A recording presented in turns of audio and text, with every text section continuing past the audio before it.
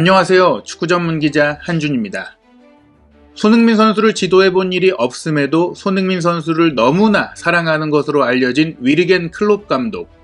2021-2022 시즌 유럽 축구연맹 챔피언스리그 결승전에서 레알 마드리드에 패배하며 또 한 번 손흥민 선수를 영입하지 못한 게 천추의 한으로 남게 됐습니다. 화끈한 공격 축구, 역동적이고 속도감 있는 축구로 세계 최고의 명장으로 평가받는 클롭 감독은 손흥민 선수와 전술적으로 잘 어울릴 거라는 이야기가 많습니다. 둘은 오랜 인연에도 불구하고 함께하지 못하고 있는데요. 이번 시간에는 손흥민 선수와 클롭 감독의 궁합이 왜 좋다고 하는지 손흥민 선수와 인연을 포함한 클롭 감독의 경력 풀스토리를 소개해드리겠습니다. 클롭 감독이 이끈 리버풀은 레알 마드리드와 2021-2022 챔피언스리그 결승전에서 슈팅 숫자 24대4로 우세한 경기를 하고도 골 결정력 부족, 상대 골키퍼 티보 쿠르투아의 폭풍 선방을 넘지 못해 1대0으로 패배했습니다. 클롭 감독은 리버풀 부임 이후 챔피언스리그 우승, 프리미어리그 우승을 이루며 이미 사상 최고의 감독으로 평가받고 있는데요. 2021-2022 시즌에는 사상 초유의 4개 대회 우승, 쿼드러플에 도전했습니다. 카라바오컵 우승, FA컵 우승은 이뤘지만 4개 대회 중 가장 위상이 높은 프리미어리그와 챔피언스리그는 준우승으로 마쳤는데요. 우승을 차지한 2개 대회 결승전도 득점을 하지 못해 승부차기로 우승했습니다. 2021-2022 시즌 총 3개 대회 결승전 330분간 무득점은 프리미어리그 최고의 피니셔로 불리는 손흥민 선수가 리버풀에 있었다면 리버풀이 세계 축구의 역사를 다시 썼을 수 있다는 얘기가 영국 현지 팬들 사이에서 나오고 있습니다. 손흥민 선수는 2021-2022 시즌 프리미어리그 득점왕을 리버풀의 모하메드 살라와 공동 수상했죠. 살라가 먼저 자신의 트위터 계정으로 손흥민 선수에게 축하 메시지를 보냈고 손흥민 선수도 화답했는데요.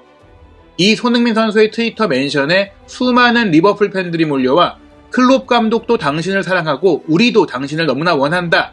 리버풀에 와서 같이 모든 대회에서 우승을 쓸어담자. 이런 메시지를 셀 수 없이 많이 남기고 있습니다. 리버풀은 살라가 후반기에 부진을 겪으며 2021-2022 시즌 막판 프리미어리그 우승 추격전에서 좌초했습니다. 공교롭게도 손흥민 선수가 리버풀의 역전 우승 희망을 꺾었는데요. 리버풀은 리그 마지막 5경기 중 딱 한 경기, 토트넘과 홈 경기에서 비겼습니다. 이 경기를 이겼다면 맨체스터 시티보다 높은 승점 94점으로 우승할 수 있었습니다. 결과는 맨시티가 승점 93점, 리버풀이 92점이었죠. 손흥민 선수는 리버풀의 안방 안필드에서 선제골을 넣어 리버풀을 2021-2022 시즌 프리미어리그 첫 홈경기 패배 직전까지 몰고 갔습니다. 결국 리버풀이 동점골을 넣어 비겼지만 경기 종료 후 클롭 감독이 손흥민 선수를 찾아와 한참 이야기를 하며 머리를 움켜쥐고 흔드는 등 나한테 자꾸 왜 그러느냐 라는 식으로 장난을 치며 친밀감을 표했죠. 클롭 감독은 레알 마드리드와 경기를 마친 뒤 상대 역습 전략에 대응하지 못한 것, 그리고 수많은 기회를 만들고도 골을 넣지 못한 점 등을 패인으로 짚었습니다. 보루시아 도르트문트 시절부터 꾸준히 손흥민 선수 영입을 원했던 클롭 감독은 손흥민 선수와 맞대결 경기마다 먼저 찾아가 이야기를 건네고 농담하는데요. 영국 현지 팬들은 클롭 감독이 계속 손흥민 선수를 데려오고자 유혹하는 것이라고 짐작합니다. 손흥민이라는 피니셔를 갖추면 클롭 감독의 팀이 완벽해질 수 있다는 것이죠. 실제로 리버풀은 사디오 마네를 영입하기 전에 손흥민 선수 영입을 먼저 추진했지만 영입 협상에서 더 적극성을 보이고 자신에 대한 열정을 보인 토트넘을 택했습니다. 손흥민 선수는 이적팀을 고를 때 팀의 이름보다 자신이 어느 정도 중심 선수가 될 수 있고 성장할 수 있는지 우선 고려했기 때문입니다. 그리고 클롭 감독이 부임하기 직전의 오퍼였죠. 리버풀 감독이 되기 전 클롭 감독은 보루시아 도르트문트에서 자신의 존재감을 세계에 알렸습니다. 바이에른 뮌헨이 독주하던 독일 분데스리가에서 도르트문트를 이끌고 2차례나 정상에 올랐기 때문입니다. 2010-2011 시즌과 2011-2012 시즌 2연속 우승, 그 외 시즌은 거의 다 바이에른이 우승했습니다. 평화로운 축구 말고 싸우는 축구, 그게 내가 좋아하는 것이다. 나는 조용한 노래보다 헤비메탈을 좋아한다. 클롭 감독은 우승이라는 성과를 낸 것뿐 아니라 강력한 전방 압박을 표방한 개겐 프레싱으로 주목받았습니다. 스타일도 끝내주는 감독이라며 티키타카와 패스플레이, 지루한 중원 압박 축구의 패러다임을 바꿔놓았다는 찬사를 받았습니다.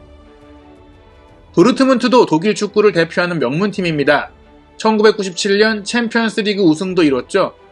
1995년과 1996년에 독일 분데스리가 2연속 우승을 하기도 했습니다. 하지만 이후 재정 문제로 클럽은 점차 쇠락했습니다. 도르트문트 감독이 되어 성과를 내기까지 독일 축구계에서 무명에 가까웠던 클롭 감독이 도르트문트 감독을 할 수 있었던 것은 도르트문트가 그만큼 어려운 시기였기 때문입니다. 하지만 클롭 감독은 도르트문트를 다시 독일 챔피언으로 만들었고 챔피언스리그 결승전에서 바이에른 뮌헨에 패하긴 했지만 다시 유럽 축구 최정상까지 데리고 올라왔습니다. 물론 도르트문트가 무명이던 클롭 감독을 선임한 이유는 젊은 감독으로 독일 내에서 두각을 나타냈기 때문입니다. 클롭 감독은 자신의 첫 지휘팀인 마인츠를 2부 리그에서 1부 리그로 승격시켰고 리그 11위라는 호성적으로 이끌며 돌풍을 일으켰습니다. 그 뒤로 마인츠는 지금까지 독일 분데스리가 1부 리그에 자리를 잡고 있습니다. 구자철, 박주호, 이재성 같은 한국 선수들도 활약했고 토마스 투엘 감독이 클롭의 뒤를 이어 마인츠를 잘 운영하기도 했습니다. 클롭은 마인츠의 선수였습니다. 현역 은퇴 후 감독이 된 것인데요. 마인츠의 주장으로 선수 생활을 할 때부터 그라운드 위의 감독이라고 불릴 정도로 리더십과 전술 이해력이 높았습니다. 현역 시절에는 라이트백으로 뛰었는데 공수 양면에 걸쳐 영향력이 컸습니다. 기술이 좋지는 않아도 큰 키와 힘을 바탕으로 투지 넘치는 플레이를 했습니다.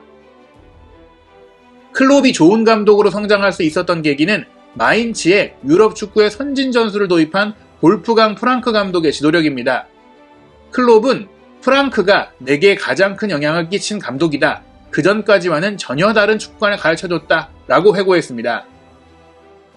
프랑크 감독은 1995년 9월 성적 부진으로 호르스트 프란츠가 경질된 후 마인츠에 부임했는데 사키식 4-4-2 포메이션과 지역 방어를 적용했습니다. 팀 전체가 공과 상대 선수의 위치에 대응하는 훈련에 집중했는데 당시 독일 축구계에선 흔치 않은 방식이었죠. 상대가 볼을 가지고 있을 때 무엇을 해야 하는지 독일 축구계는 이전까지 깊이 고민하지 않았습니다. 프랑크 감독은 스위스의 아라우와 베팅언, 빈터투어에서 일하며 일찌감치 선진 축구 전술을 경험했습니다. 마인츠 부임 후 아리고 사키의 교재 비디오를 구해 마인츠 선수들에게 보여줬습니다. 선수들이 달릴 방향을 막대기로 표시하고 선수들을 밧줄로 묶어 10m 간격으로 세워 4명의 선수가 50m 지역을 커버하는 콤팩트한 라인 유지 훈련을 시켰죠. 2부 리그에서도 하위권으로 떨어졌던 마인츠는 이 전술적 변화를 통해 상승세를 탔습니다. 클롭은 프랑크 감독 체제 마인츠의 주장이 되었고 이러한 축구 철학을 온몸으로 계승했습니다. 우리가 팀 정신을 피치에서 발휘하고 선수 모두가 정해진 바를 지키면 상대를 상당히 괴롭힐 수 있다. 전술적으로 상대보다 우월함을 보이는 것이 아니라 상대를 약하게 만드는 것이 목적이다.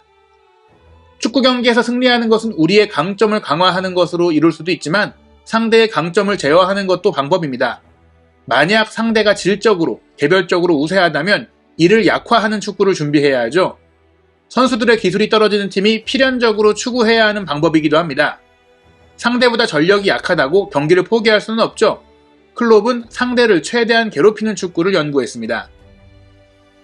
선수에서 막 감독으로 전환한 클롭은 2001년 마인츠에서 공이 없는 상태에서의 움직임을 개선하는 것으로 팀 성적을 끌어올릴 수 있었다고 밝혔습니다. 기술적 수준을 개선하기 위한 작업은 더디고 선수단 전체의 동기부여를 높이기 어렵죠. 마인츠에서도 도르트문트에서도 클롭 감독이 처음으로 개선한 것은 화력이 아닌 안정된 수비였습니다. 보통 상대적으로 전력이 약한 팀은 뒤로 물러서서 골문 근처를 지키다 역습했는데 클롭은 수비 라인을 최대한 높은 곳으로 올려 상대가 플레이할 여유를 주지 않았어요. 그런 점에서 속도감과 역동성을 갖고 있어 역습 축구를 하면서도 수동적으로 보이지 않았던 것입니다. 다만 이러한 축구를 경기 내내 그리고 시즌 내내 유지하기 위해선 체력 소모가 심했고 그래서 젊은 선수들이 선호됐습니다. 감독들은 더 많이 뛰는 게 중요하지 않다고 말한다. 올바른 방식으로 경기를 하는 것을 선호한다면서 말이다. 나 역시 올바른 방식을 원한다. 그리고 상대보다 우리가 10km 더 뛰길 바란다. 공을 빼앗기는 즉시 높은 곳에서 총력을 다해 압박하고 곧바로 공격하는 게겐 프레싱은 이미 1990년대 아리고 사키와 아르센 벵거, 주제프 과르디올라 등이 공격적인 축구를 하면서 구현한 수비 방식입니다. 아리고 사키의 방법론에서 중요한 것은 일자형 4-4-2 포메이션이죠. 그러나 공격 전개 과정에 경직성이 있어 다이아몬드형으로 전환하는 훈련이 필요합니다. 클롭 감독은 일자형 4-4-2를 다이아몬드형 4-4-2와 4-2-3-1 포메이션과 유연하게 변형할 수 있도록 전술을 발전시켜 도르트문트에서 성과를 냈죠.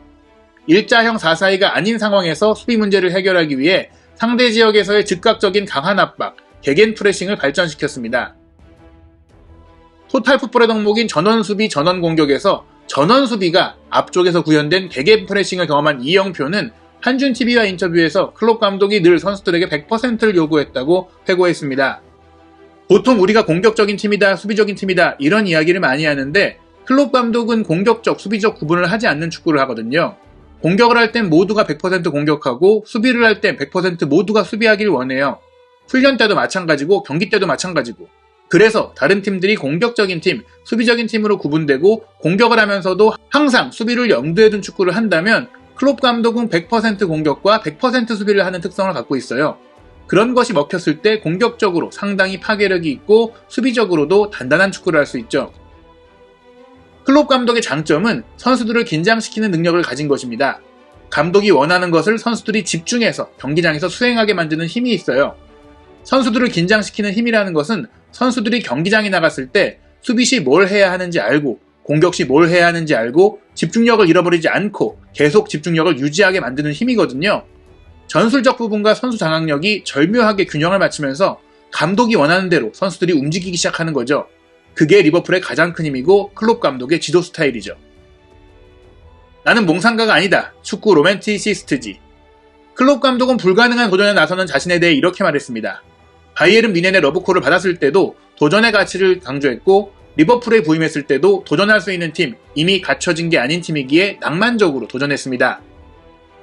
도르트문트의 클롭 감독 부임 전 성적은 13위, 첫 시즌 6위로 팀을 이끌었고 2년 만인 2010-2011 시즌 우승을 이뤘습니다. 사람을 바꾸는 게 아니다. 상황을 바꾸는 것이다. 선수들을 위해 더 나은 상황을 만들어주는 것이다.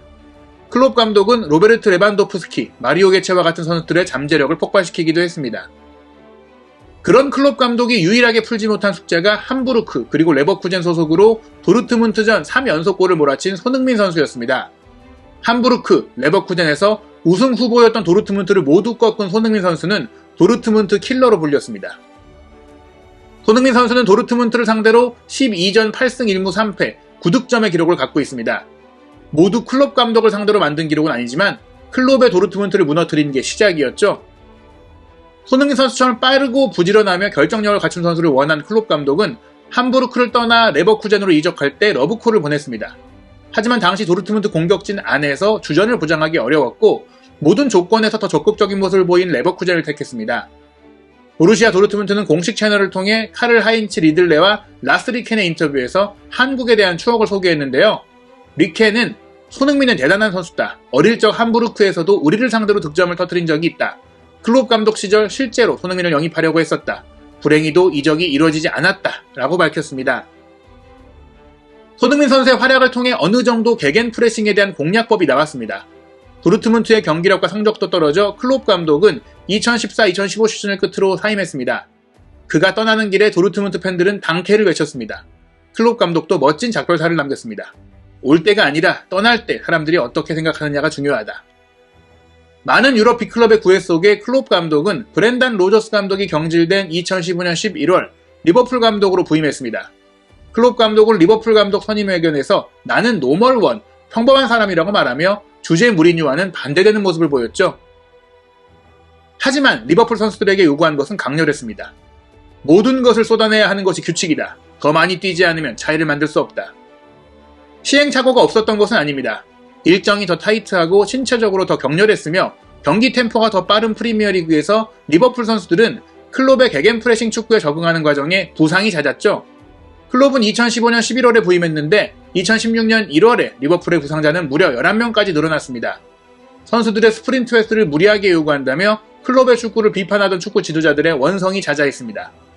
클롭은 개겐 프레싱을 보다 효율적으로 사용하도록 전술을 조정했죠. 틀을 바꾸지는 않았지만 융통성을 발휘했고 선수단의 체력을 관리했습니다. 클롭은 선수들에게 최선을 요구했으나 강압적이지 않았습니다. 선수들과 친구처럼 이야기하며 격이 없이 지냈죠. 이러한 친화력은 클롭의 축구가 맹렬하면서도 팀 분위기가 긍정적으로 이어지게 해 선수들의 심리적 피로를 낮춰주었습니다. 클롭은 선수들이 감독을 위해 뛰도록 만드는 동기부여 능력을 갖고 있었어요. 아담 랄라나는 당시 클롭 감독과 함께한 시절에 대해 이렇게 말했습니다. 우리는 감독이 말하는 것을 듣고 가슴이 쿵쾅거렸다. 그의 바이브와 감정이 느껴졌다. 빨리 경기가 시작됐으면 좋겠다고 생각했다. 그의 열정이 말을 타고 전해져 우리를 사로잡았다. 그를 위해서라면 죽을 수도 있다고 생각했다. 리버풀은 2016년 여름 사우스햄птон 공격수 사디오 마네, 뉴캐슬 유나이티드 미드필더 조르지뇨 바이날둠, 샬케 공사 수비수 조엘 마티프를 영입했습니다. 전방의 스피드와 공격성, 중원의 역동성, 수비라인의 빌드업과 높이를 보강했죠. 2017년 여름에는 모하메드 살라가 영입되어 마네, 피르미누, 살라의 3지창이 완성되었습니다. 피르미누는 분데스리가에서 공격지역 공 빼앗기 기록이 가장 좋은 선수로 개겐 프레싱의 핵심이었습니다. 클롭 감독과 가르디올라 감독이 프리미어리그에 입성하면서 프리미어리그는 리버풀과 맨시티의 양강체제가 됐습니다. 가르디올라도 클롭을 인정했죠. 리버풀의 경기 방식은 우리에게 매우 까다롭다. 우리는 그것을 이미 알고 있다. 그들은 빠르고 잘한다. 터프한 상대다. 두 팀 모두 공격적인 축구를 추구했으나 디테일은 달랐습니다. 가르디올라가 공을 지배한다면 클롭은 속도를 지배했습니다. 상대가 아직 패스 줄기를 고민할 때 습격해야 한다. 결국 클롭 감독은 2019년 챔피언스리그 우승을 이루는데요. 이때 결승전에서 상대한 팀이 토트넘, 손흥민 선수였습니다. 결승전을 마치고 클롭 감독이 손흥민 선수를 안아주고 위로한 모습도 큰 화제가 됐습니다. 클롭 감독은 프리미어리그 도전을 시작한 뒤 손흥민 선수를 방어하는 게 최대의 도전이라고 말하기도 했습니다. 개겐 프레싱의 약점을 제대로 공략하는 선수이기 때문입니다. 2017년 10월 22일 토트넘이 리버풀에 4대1로 이긴 경기는 클롭 감독의 최대의 패배 중 하나인데요. 이때 손흥민 선수가 케인의 패스를 받아 결승골을 넣었습니다. 그야말로 미친 듯한 질주 끝에 강력한 슈팅으로 손흥민 선수가 득점할 장면을 보고 클롭 감독은 자기 팀 선수가 아님에도 후아! 라고 탄성을 내지르며 감탄의 화제가 되었습니다. 이런 손흥민 선수의 활약을 보고 펩 과르디올라 감독도 리버풀을 공략하기 위해 토트넘 측에 영입을 문의했으나 1억 유로의 거액을 요구해 무산되기도 했습니다. 도르트문트 시절에 이어 리버풀 감독이 된 클롭 감독에게 손흥민 선수는 천적입니다. 2021-2022 시즌 두 번의 경기에서 모두 득점한 손흥민 선수의 활약으로 토트넘은 리버풀에 지지 않았습니다. 2020-2021 시즌에도 득점했죠. 리버풀과 전적에서는 열세지만 통산 13경기 4득점으로 강한 면모를 보이고 있고 특히 최근 점점 더 리버풀을 많이 괴롭히고 있습니다. 클롭 감독은 토트넘을 상대할 때마다 손흥민 선수를 찾아가 이야기를 나눕니다. 10년 넘게 이어진 인연, 둘의 친근한 모습에 많은 축구 팬들이 언젠가는 두 사람이 한 팀에서 일하는 걸 볼 수 있을까 궁금해합니다. 지금으로선 불가능해 보이지만 인연이라는 게 언제 어떻게 이어질지 모를 일입니다.